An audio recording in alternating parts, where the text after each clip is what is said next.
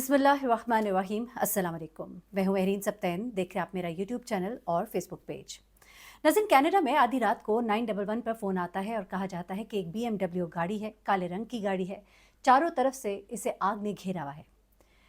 अंदर गाड़ी में कोई इंसान बैठा हुआ दिखाई नहीं दे रहा क्योंकि आग के शोले जो हैं वो बहुत ही बुलंद हैं। पुलिस वहाँ पे पहुँचती है, आग बुझाई जाती है, नंबर प्लेट पर ऑफिसर की नज़र पड़ती है, नंबर अभी बाकी होते हैं, नंबर को कॉपी किया जाता है और कंट्रोल रूम को बताया जाता है। इन्वेस्टिगेशन इस पर शुरू होती है और फिर एक शख्स का पता मिलता है।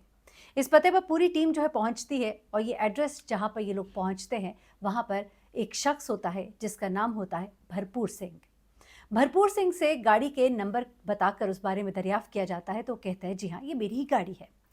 तो फिर इससे सवाल किया जाता है कि गाड़ी इस वक्त आपकी कहाँ पर है? तो भरपूर सिंह कहता है कि ये गाड़ी मेरी एक 19 साल की बेटी है जिसका नाम किरण है, उसके पास है। किरण अपने दोस्त के साथ डिनर पर गई हुई थी और वो गाड़ी उसके पास थी।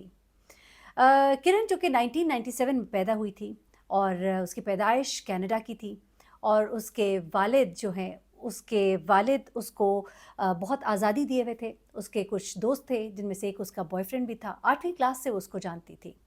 स्कूल तक इनका साथ रहा लेकिन उसके बाद इसका दोस्त जो है वो आगे ना पढ़ पाया क्योंकि उसके भाई को किसी ने कत्ल कर दिया। कत्ल करने की वजह से उसके जहन पर बहुत बुरा असर पड़ा और वो शदीद डिप्रेशन का शिकार हो गया। अरजोत सिंह जो कि किरण का दोस्त था, ये दोस्ती इन दोनों की बराबर चलती रहती है लेकिन अरजोत सिंह जो है वो कुछ गलत कंपनी में उठना बैठना शुरू कर देता है, कुछ गलत हरकत व सकनात में मुलविस हो जाता है, लेकिन ये दोस्ती बदस्तूर चलती रहती है।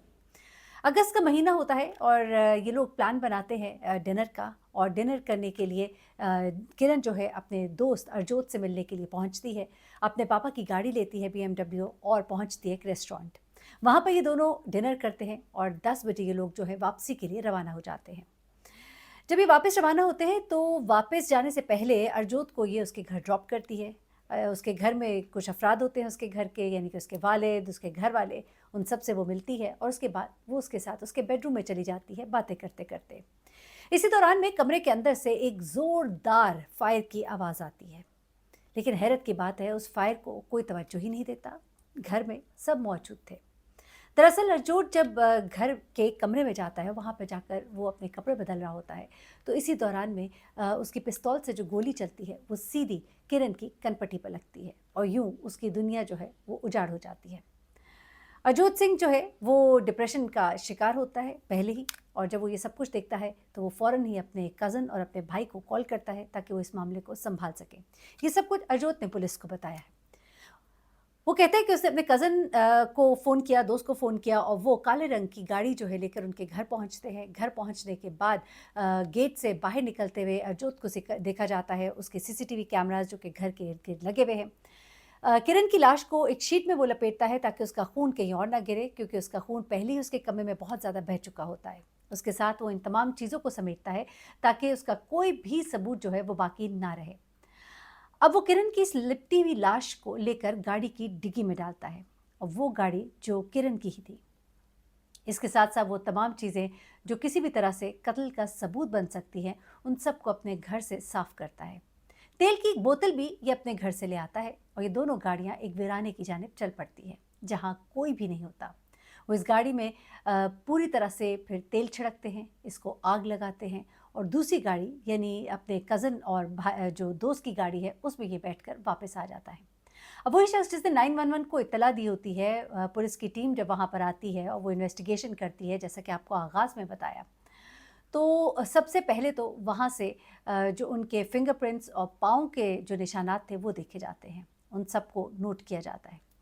उसके बाद जैसा कि वालिद बताते हैं कि वो डिनर के लिए उनके घर गई थी तो ये निशानात उनको सीधे उसके घर तक ले जाते हैं। 48 घंटे में ही पूरी इन्वेस्टिगेशन जो है वो मुकम्मल हो जाती है। पुलिस जहाँ पर पहुँचती है, घर अरजोत का बहुत बड़ा होता है, उसके घर को पूरी तरह से देखा जाता है, खून के स्पॉट्स जहाँ-जहाँ हो सकते हैं उन जगहों को देखा जाता है, बुलेट्स के जो निशान थे उसको ढूँढने की कोशिश की जाती है, जो उसका बुलेट का खौल है वो कहाँ गिरा होगा। चीज़ों को बहुत अच्छे से मैनेज किया गया होता है कि हर तरह से निशानात को मिटा दिया जाए, लेकिन चोर कहीं न कहीं अपने निशान ज़रूर छोड़ देता है। पहले तो ये कमरे को चेक कराने से इनकार करता है, पुलिस के शक को यकीन में बदलता है। जब इतने सारे सबूत इकट्ठे हो गए तो फिर पुलिस ने कहाँ रुकना था। अब जब अर्जुन को पुलिस के सामने पेश किया गया तो इसने अपनी दलीलें देनी शुरू कर दी। जज के सामने इसने कहा कि पहले तो उसने कहा मैंने मारा ही नहीं, फिर उसने कहा कि हाँ लेकिन गलती से बुलेट चल गई। फिर उससे पूछा गया कि गलती से बुलेट चल गई तो फिर तुमने ये सब कुछ क्यों किया, तुम पुलिस को फ़ोन करते। तो फिर उसने जो कहानी सुनाई वो बड़ी ही अजीबोगरीब है। वकील साहब कहते हैं कि मेरा जो क्लाइंट है ये बेसिकली डिप्रेशन का भी मरीज़ है। इसने बहुत कम उम्र में अपने भाई को खो दिया। इसको हर वक्त डर और खौफ रहता था कि मुझे कोई मार ना दे, इसलिए वो हर वक्त अपने साथ गन रखता था। ऐसे में उसका उठना बैठना जो है वो गलत लोगों में हो गया था, वो गलत लोगों के साथ उठता था बैठता था। ये तमाम चीज़ें उसके कॉल रिकॉर्ड में मौजूद थी। ये चर्स और हेरोइन भी इस्तेमाल करता था। इन तमाम बुराइयों में पड़ा हुआ था, लेकिन फिर भी इसकी दोस्ती किरण के साथ बदस्तूर मौजूद थी। ऐसे में किरण के माँ बाप ने न जाने उसको कैसे इजाज़त दे दी थी कि वो उसके साथ फिर भी मिलती रहती थी। इसका कोई इरादा तो नहीं था उसको मारने का, लेकिन चूँकि गलती से वो कहता है कि मैंने पिस्तौल वहाँ रखी और पिस्तौल में से गोली निकल गई, चल गई जैसे भी। अब ये शख्स कहता है कि जो इसने अपने वकील को बताया, वकील ने जज साहब को बताया कि दरअसल मैं इस लड़की को मारना नहीं चाहता था। मैं बिल्कुल भी नहीं मारना चाहता था, लेकिन मैं डर गया था। मैं डर गया था कि मैं पुलिस को अगर बताऊँगा, पुलिस आएगी, घर में छानबीन करेगी और उसके बाद मुझे जो है कहा जाएगा कि तुम अपना फ़ोन दो। अगर मैं फ़ोन दूँगा तो फिर मेरे फ़ोन में से तमाम चीज़ें वो मिलेंगी जो मुझे सीधी-सीधी सज़ा दे सकती हैं। मेरे पास जो पिस्तौल है वो भी गैर कानूनी था। मेरे पास कुछ माल भी पड़ा था। आप समझ ही सकते हैं कैसा माल। वो माल जो है पकड़ा जाता तो भी मैं बुरा फँस जाता। और तीसरी चीज़ जो वो सब कुछ वहाँ पर हो चुका था।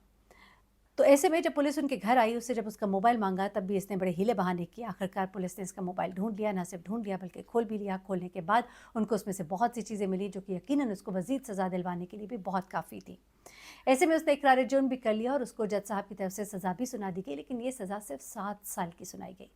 इसके साथ जो मौजूद 2 लड़के थे जो इस काम में उसके बराबर के शरीक थे, उनको नाकाफ़ी सबूत की बिना पर, क्योंकि ना वो लाश को उठा के लाने में शामिल थे, ना गाड़ी को जलाने में शामिल थे, उन्हें 2-2 साल की सज़ा जो है वो सुनाई गई है।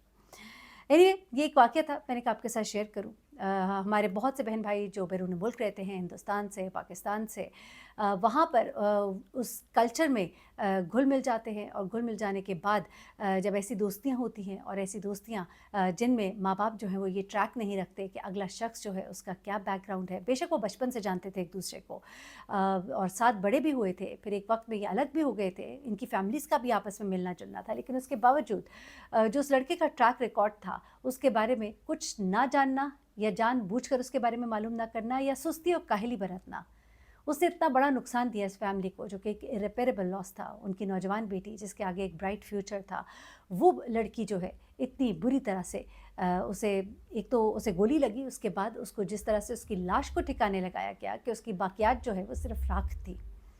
अपना बहुत ख्याल रखिएगा, दुआ में याद रखिएगा। अल्लाह हाफ़िज़।